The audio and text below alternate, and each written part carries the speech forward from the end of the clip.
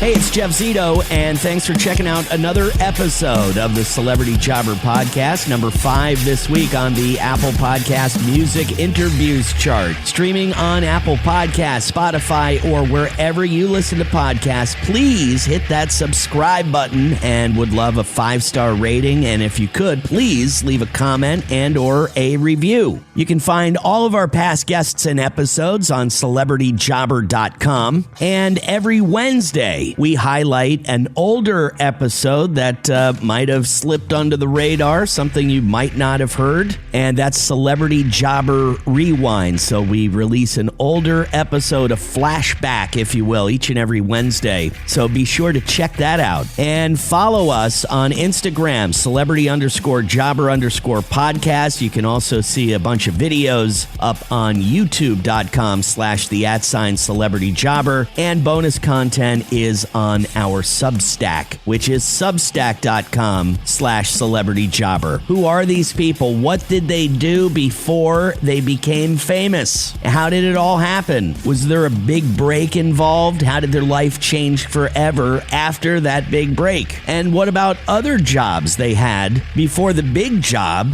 that made them famous? We're going to answer all of those questions as today's guest is Marc Summers. You may remember Marc as the host of the Nickelodeon TV game show Double Dare, which aired on Nickelodeon back in 1986, and I believe it ran through the early 90s. This guy had a ton of different careers, and we're going to talk about all of them, not to mention what his mom and dad did for work. And on a personal side of things, we'll talk about Marc Summers and his battles with both OCD and cancer. He is promoting the 40th anniversary reunion of Double Dare, which is going on October 4th at the City Winery in Philly. And you'll be able to watch the pay-per-view special and get more information on his website, which is marksummerslive.com. That's Mark with a C, summerslive.com. The host of Nickelodeon's Double Dare, Mark Berkowitz, a.k.a. Marc Summers, is my guest this week on Celebrity Jobber. The Celebrity Jobber Podcast with Jeff Zito. If you like what you hear, please subscribe, give a 5-star rating, and leave a review. Check out all our past episodes on Apple Podcasts, Spotify, or wherever you pod. What if these celebrities weren't famous? What would they have become? What was their first job? We're about to find out. 1986, Double Dare, that was right in my wheelhouse. So I got to tell you, as I start digging in to your history and your bio, I'm blown away. Why is that? Well, there's just so much to cover. I mean, I was just wondering, I was like, how does a guy get into being into TV, being into game shows? I have a friend, Rich Fields, who's was the announcer of The Price is Right. Yep. And, he told me from an early age, he was actually the very first guest I had on this podcast over 200 episodes ago. He said he would stand in front of a camera with his mother's hairbrush, just manifesting like that's what he wanted to be. So when I found out what your journey was, Marc, kind of blown away. So I used to do the same thing. I used a flashlight and I would read Time magazine like a news guy in my bedroom, thinking that was going to get me from point A to point B. That's amazing. And it's just funny how you did manifest this at an early age. So born in Indiana, I want to know, what did your parents do? What did your mom and dad do for work? My dad had a grocery store at 920 West Michigan Street down near a lot of businesses in downtown Indianapolis. And the state of Indiana came in and took it over to build hospitals for Indiana University. And so in his early 40s, my dad was without a job and went back to school and became the vice president over a series of 20 plus years of the largest independent insurance agency in Indianapolis, in Indiana, actually. So he was in, food, and then he was in insurance. And my mom was basically a housewife back in the days. That's what people did. Yeah. And took care of the kids and took care of the house and all that kind of stuff and drove us to our events that we had to go to back in the day. But there was no entertainment in our family in any way, shape, or form. Nobody wanted to be in the business. That's what I was getting at. Like, this came out of left field. Like, your parents were regular people, had regular jobs. And you, as an early guy, Mark Summers, you born Mark Berkowitz, maybe pursued a career as a rabbi. Where did that come from? I got bar mitzvah when I was 13, as most Jewish kids do back in the day and even now. And it's being a rabbi is being a performer. And I like standing in front of all those people and doing what I had to do that day. And I thought, well, okay, this is kind of cool. But I also had this thing in the back of my head about, I was obsessed with Johnny Carson when he was doing a game show called Who Do You Trust? And I would run home. I'd get off the bus at like 3:25, and at 3:30 on the ABC affiliates when they first kicked off back in the day, Johnny was doing that show, and I was obsessed with Johnny Carson. And although there were no computers and no way to kind of look up things the way we do today, I did my research somehow going to libraries and found out that Johnny started his career as a magician. And I thought, well, if it worked for Johnny, maybe it'll work for me. And I went to West Lane Junior High in Indianapolis, and they had a magic club, and I joined the magic club, and that got me in front of the audience doing tricks. And I had to make a decision at some point. I liked the idea of maybe being a rabbi, but I also liked the idea of being a performer on television. And I rode my bike over to my temple in Indianapolis, and there was a rabbi there who was the assistant rabbi. And I knew he had started his career as a major in radio and TV, and I thought, well, he can relate to me. And he said to me, why do you want to become a rabbi? And why do you want to become in show business? And I said, well, basically, I want to help people. And he said, well, as a rabbi, you can help a small amount of people a lot. Or as a performer, you can help a lot of people a little. So whatever you choose to do, I think you'll be fine. And I chose the entertainment route, and the rest is what it became. Fascinating. When I brought up my friend Rich Fields, the announcer of The Price is Right in the very first episode of this podcast, he said something very similar, how he followed in the footsteps of David Letterman because he looked at, David Letterman was a weatherman. He was a weatherman, and he was a comedian. And I think he used maybe some other game show hosts as an example and followed in their footsteps. So I find that very interesting. I started on radio when I was 15 years old in Elwood, Indiana, WBMP FM. And I did weekends from 6 to 11 playing, Frank Sinatra and Montevani records. And I wasn't old enough to drive, and the guy who was the engineer there lost his job, and he couldn't take me back and forth. My parents didn't have any interest in doing that. So I left the station, and Dave Letterman took my place. You got to be kidding me. Oh, yeah. Oh, yeah, this is in Indianapolis, so this is crazy. Absolutely. Wow. You're 15 years old. Was that your very first job, Mark? What was, if that wasn't? Well, I was a magician, and there was a guy by the name, he did this Dante magic set. There was this famous magician years ago named Dante. Well, he took the name, and he was basically an insurance salesman. And I saw him on TV in local days back then when every local channel had a kid show. And I tracked him down. He lived somewhere in, I think, Rochester, New York. And I said, hey, I want to become the national spokesperson for the Dante Magic set. And he said, kid, you can do whatever you want, but I'm not paying you. And so I said, can you send me some of those magic kits? And he said, yes. And he did. And I would call every kid show in Indianapolis and say, hi, I'm the national representative for the Dante Magic set. I had huge gonads. And can I get on your show? And they said, yes. So I kept doing all these kid shows. And at the end of one, Popeye and Janie on WTTV in Indianapolis, she said, do you have any other tricks? And I said, yes. And at age about 13, I became a regular on Popeye and Janie, coming in every couple of weeks and doing magic tricks. And I just loved that. And so that led to the disc jockey job. And I was performing at birthday parties and anything I could to do my magic. And it put me in front of people, and I love that feeling. That's amazing that you had this kind of, you said you had big balls. Yeah, as I did. a young, but I mean, you're just a hustler, and you like made this stuff happen for yourself. Nobody was helping you along the way. No, Mom was and nobody Dad else, weren't making calls for you. No. That's amazing. What about college, Mark? Did you go to college? I never wanted to go. No, I didn't want to go to school. And so I joined the Navy in 1970 because I heard that you could get into Armed Forces radio and television. And after I got in the Navy, I found out that you couldn't get into Armed Forces radio and TV through the Navy. That was done through the Army. So they lied to me. Imagine that, our government lying to me. And the good news is I didn't want to give up that. I wanted to get in the Navy so bad. And I had bad knees. I ran track and cross country and I had horrible knees. And they almost didn't let me in. And I finally got in at the last minute. And so luckily I woke up one morning after I found out I wasn't getting into Armed Forces radio and TV. I was getting on a ship going to Vietnam. And they said attention on deck, and I came to attention on deck, and my knee gave out. And they said, "What's that?" And they looked at my medical stuff, and they threw me out after 28 days because if you're in the service for 30 days or more, they have to take care of you the rest of your life. They didn't want that. 28 days, I was out. Worked at a place called American Fletcher National Bank in the note cage, which I hated. And my mom gave me an advertisement out of 17 magazine that my sister was looking at. It said, "Come to Boston, learn broadcasting, Graham Junior College." So I went to Boston and got interviewed at Graham Junior College, which was basically a broadcasting school, 2-year junior college. And I got accepted. And when I was there, I went to school with a guy by the name of Paul Fusco, who created ALF. And then I went to school with a guy by the name of Bert Dubrow, who created Sally Jesse Raphael and Jerry Springer. And I also went to school with a guy by the name of Andy Kaufman, who became a very well-known comedian. So this school was sort of a place where misfits who wanted to be in the television business or perform grew up, and we all, with the exception of Andy, sadly passed away.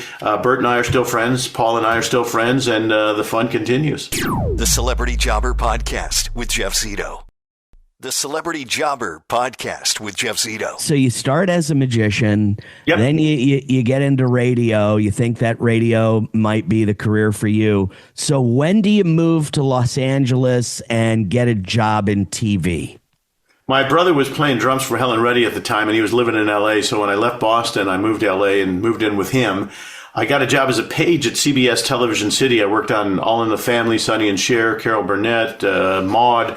I worked on some of the best shows that were, back then. Sonny and Cher, I worked on the last episode. They had announced their divorce. That was a crazy day. And I started spreading the word that I wanted to be a performer and finally got an agent. And the one thing I realized is just put yourself in front of people who can hire you. And when I was a page at the Mary Tyler Moore Show and on Newhart, there was a great warm-up artist, and his name was Lorenzo Music. And Lorenzo used to play Carlton and the Doorman on the Rhoda Show. And I went into his office after watching him a few times. I said, "Wow, you're unbelievable. I do warm-ups. I'd never done a warm-up in my life." And he said, "Oh, what shows?" And I mentioned a bunch of shows because I knew they never, looked at your resume and actually called people. So he said, "Well, give me your number. Someday if I can't do one of the warm-ups, I'll call you." Well, 2 weeks later, he called me. He said, "We're doing a pilot called Doc. Barnard Hughes, who is a Broadway star, is going to come in and do it. Could you fill in for me?" I said, "Oh, absolutely." Well, now I'm pooping my pants because I had no idea what to do. You're just BSing your way through this whole thing. Oh, yeah, but now you got to deliver, Sure.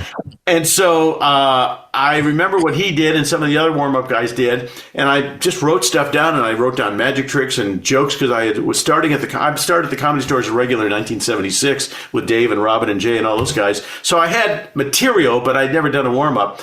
Well, I went out and did what I thought it should be, and at the end of the night, Grant Tinker, who was married to Mary Tyler Moore at the time and running MTM Productions, came down and said, "That might be the best warm-up I've ever seen in my entire life." I thought, what the hell did I even do?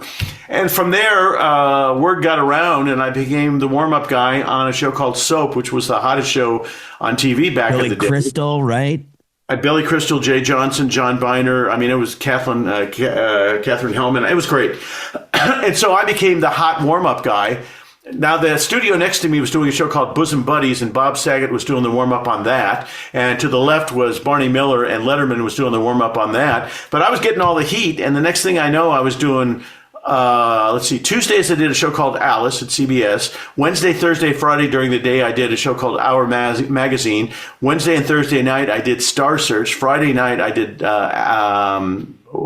Soap. Good grief, thinking all these things. And on the weekends I did game shows. Mondays was my only day off. So I started to make, almost six figures back in the day doing warm-ups when nobody knew who the hell I even was. So let's talk about warm-ups for a second for people that might not know what they are. It's like these live television shows, some sitcoms, some game shows.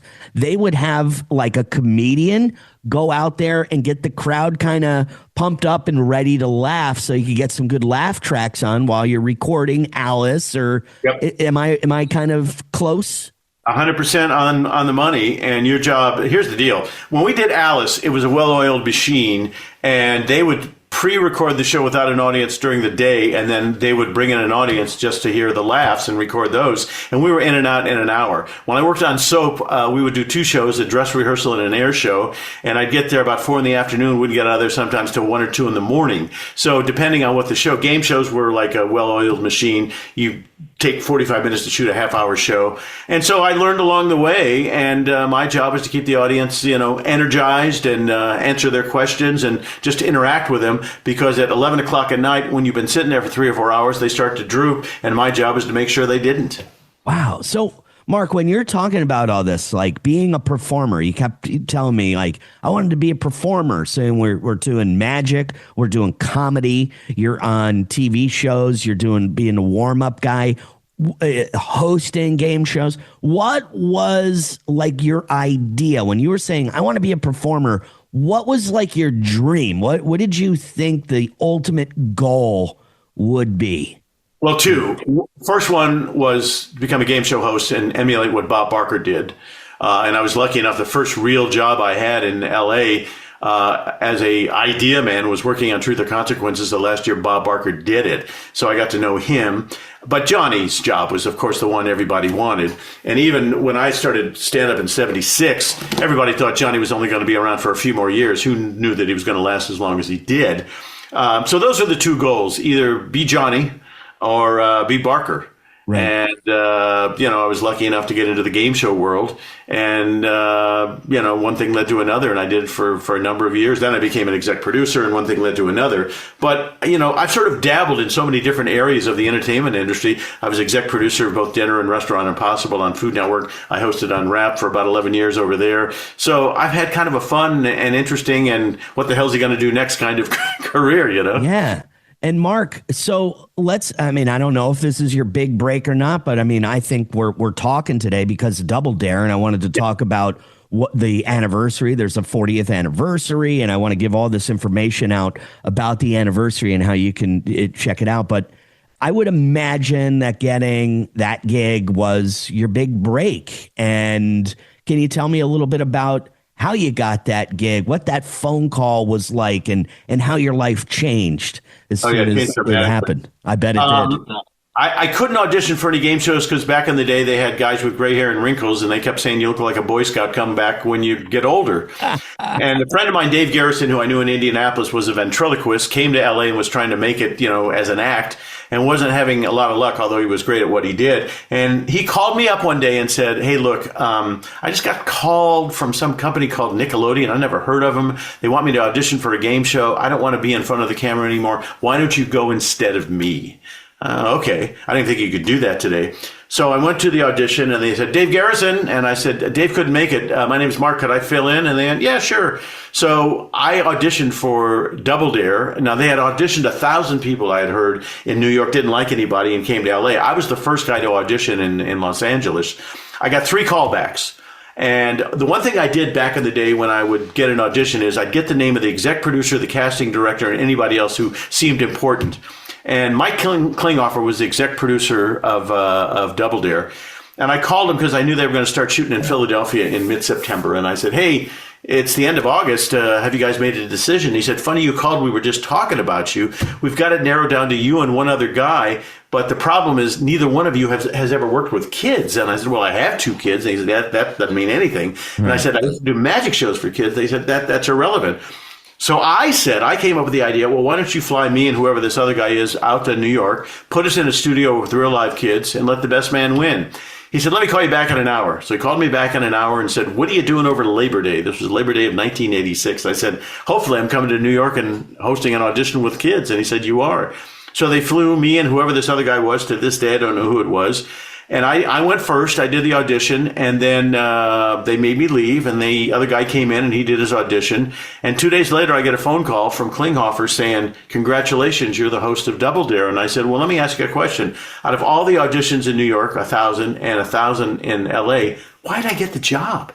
And he said, well, quite honestly, you and the other guy were about the same, except at the end of his audition, he looked at the camera and said, is that it, or you guys want me to do something else? I looked at the camera and I said, we'll be back with more Double Dare right after this. And because I threw the commercial, they thought that was more professional, and that changed my life. And tell me how it changed your life, Mark, like as far as being recognized, like just your overall walking down the street, everything changed. Like how quickly were you noticed and popular from Double Dare? It was interesting because cable was kind of irrelevant back in the day, and Double Dare was the show that kind of put Nickelodeon on the map. And they always say that three people put cable on the map: Larry King on CNN, Gallagher with his comedy specials on Showtime, and Double Dare. We got people to invest in the monthly payment of doing it. And so after 65 episodes, I was walking down the street and people say, "Aren't you the guy that hosts that kids show?" And that started it. But then all of a sudden I was asked to be on Hollywood Squares. And at the time, Pat Sajak was hosting a late night talk show, and I was asked to be on that. And all these things that I had hoped for and dreamt to be a part of were starting to happen. And, you know, over a short period of time, we did 525 episodes initially at Double Dare. Then I did another show called What Would You Do? But the recognition factor became huge. This is a funny story. I don't think I've ever told this before. They were doing Scrabble on NBC, and they wanted to do a week of your favorite game show host. So the producer called me and said, "We're doing a week of your favorite game show host. Would you like to be a part of that?" I said, "Oh my God, that's incredible." Yes. So he said, "Okay, we'll book you." And then he called me an hour later and said, "I have good news and bad news." I said, "Well, what's the bad news?" And he said, "NBC said you haven't been on TV long enough to be somebody's favorite game show host." So I said, "Well, I want Woolery to play the game. So is it okay if Summers hosts when Woolery is a contestant?" He goes, "Oh, he can host it. He just can't be on as a favorite game show host." So that's how I hosted my first network show, filling in for Chuck Woolery on Favorite Game Show Week. We'll be back in 2 and 2. That's right. Oh, man. Mark, yeah, just a crazy story. And I know that, you know, back in 1986, you know, I probably started watching Double Dare shortly after that. We're talking 40 years later, which it's crazy to me because I don't feel like it's been 40 years. I mean, I'm just telling you, I'm looking at you right now. I think you're like Benjamin Buttons. You look exactly the same. You look exactly the same as you did 40 years ago. So that's kind. I'll be 75 in November. Unbelievable. You're doing something right. Tell me a little bit about the reunion and how people can watch it. Well, you know, we sold it out in a nanosecond. We're at the City Winery in Philadelphia, a 300-seater. We figured, well, we started in Philly. Let's do it there. We had no idea that it was going to be, you know, so popular. And then people started, you know, through the lovely social media content saying, "Hey, we live in Oklahoma. We live in Indiana. We live in California. We can't get there because they're sold out anyway." And that's why we came up with the idea of doing a pay-per-view event. And what we're going to try and do is relive many of the moments we had on Double Dare. Harvey, our announcer, is going to be there. Robin, my assistant's going to be there. We're doing physical challenges. We're grabbing people right out of the audience, putting them on stage. Is there slime? You bet. We're going to be doing a segment from What Would You Do called Musical Pies. And it's musical chairs, except if you don't find a chair, you got to hit yourself with a pie. So there will be mess. The original people who put it together, Mike Klinghoffer, our exec producer, Dana Calderwood, our director, Alan Silverberg, our writer, he's going to be there. And so some of the crew who helped launch us. So it's going to be a nice reunion with a lot of interactivity with our audience, giving away prizes. And, you know, you can see it if you're lucky enough to have gotten a ticket, or you can see it on pay-per-view. If you go to marksummerslive.com, you'll get all the information right there. marksummerslive.com. Have you thought, Mark, about if this is all successful, maybe taking the show on the road and trying to do multiple cities live like you're doing in Philadelphia? You know what? I don't think you can duplicate what was in Philly, because that was a magical time with magical people. And at this point, I have toured that show so many times. We used to sell out 20,000-seat arenas back in the day. Wow. And I toured it for about 8 or 9 years. But at this point in my life, the last thing I want to do is get in a bus and drive from Indianapolis to Evansville to Louisville to Lexington, Kentucky. Did that. Was fun. Not interested in doing that anymore, so that's why we're doing the pay-per-view event. The Celebrity Jobber Podcast with Jeff Zito. Celebrity Jobber. The famous interview on The Tonight Show with Jay Leno. You're talking about Johnny Carson, and you're talking about that's the ultimate, right? So I guess the next step from being the host of The Tonight Show had to be being a guest on The Tonight Show. I mean, that had to be a huge thing for you. It was back in 1994, I believe, and it's a famous viral moment where you're on with Burt Reynolds, the legendary Burt Reynolds, married to Lonnie Anderson. And there is some major friction, and a lot of people thought it was all a put on. Yeah. And I'm here to tell you, or you're here to tell us that that's not true. It was all real. Can you tell me a little bit about that altercation with Burt Reynolds and that moment on the Tonight Show with Jay Leno? It's on the internet constantly. From 1994 to now, it never goes away. And people say, oh, it was all set up. It was all set up. It was not set up. Here was the deal. Jay was getting beaten by Dave on a regular basis back in the day. And I wanted to do some physical challenges. And Jay didn't want to do that kind of stuff. He didn't want mess, so he said no. So the props were there, but we never used them because Jay said no. And I was supposed to do a magic trick where I was going to cut Jay's tie off and put it back together. Well, Burt comes out, and he's just an angry guy from the moment he walks out.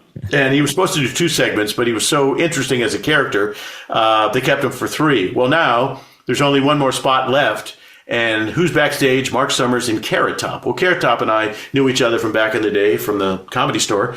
And they thought they were going to go with Carrot Top. Well, I had been bumped from that show 3 times. I was booked, and, you go to the show and they run long, so I didn't do it. So this happened 3 times. And my publicist at the time handled Jason Alexander, and they wanted him to become a regular on the Tonight Show. So they came back and said, sorry, Summers, we're bumping you again. And my publicist said, if you bump Summers one more time, Jason Alexander will never do this show as long as he lives. Well, so they ended up bumping Carrot Top, and there I was walking out. And I get introduced, and they showed some clips from Double Dare. And I guess Burt thought it was sophomoric and didn't want anything to do with it. And we showed the clip, and while I was talking to Jay, because Jay's the host, and Burt's behind me, and he said, boy, that stuff you did, that, he made some comment about it, looked stupid. And he said, by the way, all I'm doing is talking to a back. And I said, no, I can talk to you, Burt. And he said, I wish you would. Well, that was uncomfortable. And I said, I used to do your show, Win, Lose, or Draw, all the time. He was the exec producer, and I used to do it all the time with Rosie O'Donnell. I was a regular for years. And he said, funny, I don't remember you. And he said, well, you talked about being obsessive compulsive. Who told you were obsessive compulsive? And I said, my wife. Oh, and by the way, I'm still married. Oh. And the whole audience went, whoa. And he took a glass of water and poured it on my crotch. Well, I tried to reciprocate, and when I took the water, he straight armed me, and the cup went in my face. I thought he had broken a tooth or something. And so that was crazy.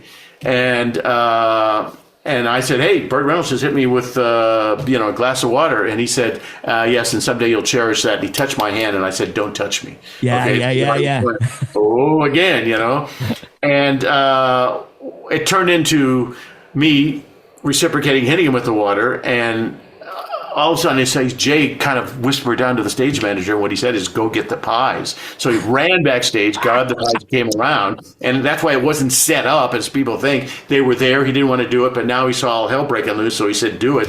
And the next thing I know, I'm having a pie fight with Burt Reynolds, which who would have thought that? It was the first night that Jay tied Dave in the ratings. Okay? Wow. So there was that.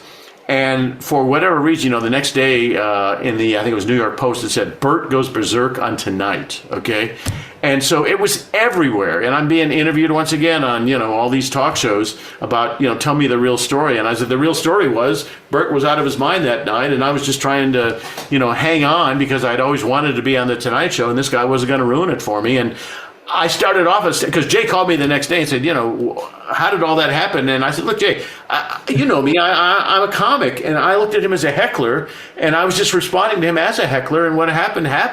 Who could have predicted that? Or even, I wasn't a good enough actor to even pretend to, make that happen, like it was sporadic. It was sporadic, What, any other further altercations or interactions, I should say, with Burt Reynolds in the future? Did you ever see him or talk to him ever again? That was it? One and done? I never saw him again. I ran into his manager about a year later, and he told me why Burt was acting that way. I never talk about what that conversation was, but Burt was having issues. In fact, I was even called by Lonnie's attorney wanting me to go to court and talk about the fact that they thought that Burt was crazy, and they wanted me to say that. And I said, I'm begging you. I don't want to be a part of this in any way, shape, or form. He said, well, I could subpoena you. And I said, please don't do that. And he didn't. So luckily I didn't have to go do that. But it follows me to this day, from 94 to, 2026, people still want to discuss it.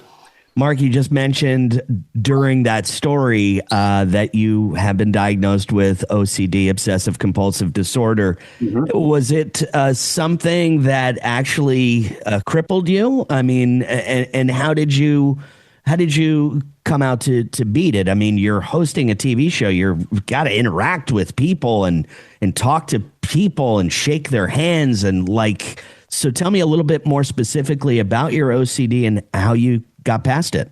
It was never germphobic. I'm not. I'm a different OCD kind of person than Howie Mandel is. Andy doesn't want to shake hands, or Howie doesn't want to shake hands and things like that. Mine was about neatness and putting things orderly and having them symmetrical. So I would dust my desk in my bedroom over and over again because I couldn't do my homework unless things were perfect. That was the kind of thing it was. But I didn't want to get messy. And the first day of Double Dare, when I go into the studio, I see some guy pouring chocolate on a slide, and then they're pouring this green liquid on something else. And I say, excuse me, what are you guys doing? And they say, well, that's the obstacle course. If you win the game, you run 8 obstacles in 60 seconds, and you win prizes. And I said, nobody told me about that. I just did the upfront game. I didn't know that there was a bonus round with mess. So the first 65, if you go back and look at those episodes, I didn't get a drop on me. I was able to dodge it. I wasn't wearing the Reeboks. I was wearing penny loafers, and I didn't have a bit of slime or whipped cream on me. First 65 episodes explode, and they take kids to a focus group, and they said the only thing we don't like is the fact that the host doesn't get messy, so we think it would be more interesting if he did that. So they came to me and said, good news and bad news. I said, what's the good news? Well, we're a big hit. We're going to do 65 more. But the bad news is they want you to get messy. And I went, oh, why? And they said they think it would be more entertaining. So that's when I sort of, came to the realization that the OCD was a part of my life. And you wait your entire career to get to a goal, and then you reach it. I wasn't going to let anything get in my way. And so I did it, and I defy anybody to say I was having a bad time, because I was never having a bad time. I loved every minute of that show and every aspect of it. But as soon as that show went to black, as they say, it means it was over, I would run to the shower, change my clothes, and, would take a shower between each episode, because I was just generally dumped with some liquid of substance of being green or anything else that they made up in the, offices that day. And so I overcame that. Wow. I mean, and cancer, you have a few cancer diagnoses. Knock on wood, everything's good. You're healthy today, Marc? 15 years later, I was on chemo 3 different times. I'm on pills now, medication that I've been on for the last 6 years. But, I feel good. I still walk 5 to 10 miles every day, try to look after myself and eat properly, and so far, so good. Man, any real job? I mean, I'm not trying to say that you had a real job, but did you ever, work at a deli? Did you ever deliver pizza? Outside of show business, any other, like a real job ever? I never worked, at a restaurant. I never worked at a department store. I had a paper route when I was a kid, the Indianapolis Star. And I worked in an arts and crafts store for about 10 minutes. And I didn't stay there long because the guy asked me to put together this stand. Well, I'm not mechanically inclined at all. And he made some anti-Semitic remark. I never knew a Jew who was mechanically inclined. And I walked out the door, and I had a short job at a toy store called Jubilee City for about 10 minutes. And then, the magic took over, and one thing led to another. But those were the only 2, quote, real jobs I ever had. That is awesome, man. Well, I want everybody to visit marcsummerslive.com. It's the Double Dare reunion. It's going on October 4th in Philly at the City Winery. Beautiful venue. They got a bunch of, there's one in Boston. It's a great venue. That is October 4th in Philly, City Winery. But also you can watch the pay-per-view, which is going to be available between October 31st and December 31st, and just simply going to marcsummerslive.com. That's Marc with a C. marcsummerslive.com will give you all the information on how you can watch the 40th anniversary reunion of Double Dare. I still can't believe it. But you're great, Marc. What an incredible story. So great to talk to you. I'm so glad I had the opportunity to chat with you. And also, I wanted to plug your podcast, too. You are the host of Marc Summers Unwrapped. Unwrapped. So a weekly podcast? Yeah, pretty much. We're going to make an announcement rather soon. I'm getting ready to expand it a little bit. So, yeah, there's about 60 episodes that are available right now, but there will be more to come. We're going to be doing a couple new ones every month starting in November, so I'm looking forward to that. And, the fun continues. You know, I'm not good at retiring. I don't play golf. I don't play pickleball. I don't garden. I like taking long walks, and I like working in the industry, and luckily I've been able to continue to do that. Marc Summers, a real pleasure. Thank you so much. Thanks for your help, sir. You have a great weekend. So pretty funny. We got to it at the very end of the interview. The only quote unquote real jobs this guy ever had outside of show business. He had a paper route for the Indianapolis Star. He worked at an arts and crafts store for just a few minutes after the owner made some kind of anti-Semitic remark because Marc didn't know how to put something together. He ended up walking out of that job. And he worked at a toy store as well early on in his life. And that's when he said magic took over. Magic was his first job. He wanted to be a performer. What did that mean? He said ultimately it meant being the host of The Tonight Show, like Johnny Carson, or being a game show host. That's what he wanted to do. And it was the rabbi that gave him the clarity when he was younger, because he actually thought about possibly becoming a rabbi. You know, he considered being a rabbi a performer. So he got into magic. He was also a radio DJ when he was 15 years old. He then figures out he wants to go into radio broadcasting, so he enlists into the Navy as he thought he could go into radio broadcasting after his service in the Navy, which he says it was wrong. He was lied to. He could have done that if he enlisted into the Army. So after he got out of the Navy, he went to college in Boston for radio and TV broadcasting. He moves to LA. He starts working at TV shows as a page and then as a warm-up guy on Soap and Alice. And that job was basically to keep the audience entertained because I guess taping on some of those shows lasted for hours. So you had to get the audience energized and ready to laugh. And sometimes he said they were there for like 3 hours. He then was working in comedy clubs, and then his big break in 1986 as he got the job hosting the kids' TV game show Double Dare on Nickelodeon, which was a pretty new network at the time. And instantly, Marc Summers became recognized and a full-fledged star, which led to other appearances on other game shows and ultimately The Tonight Show with Jay Leno and that famous clip where he and Burt Reynolds kind of got into it. And Marc says none of that was staged. It was all real, but he definitely said Burt Reynolds had some issues and